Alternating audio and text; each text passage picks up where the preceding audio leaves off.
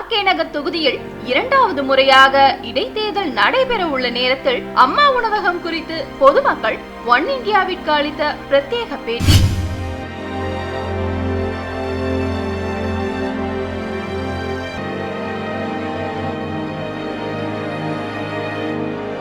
இல்லாதப்பட்டவங்க கூட சாப்பிட்றதுக்கு இப்போ ஹெல்ப்ஃபுல்லாக தான் இருக்குது.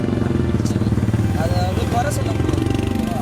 இல்லாதப்பட்டவனும் ஒரு 5 ரூபா இருந்தாலும் 5 ரூபா வச்சுருக்கவங்க கூட வந்து சாப்பிட்டு போயிடுவாங்க. அது வந்து நல்லது தான்.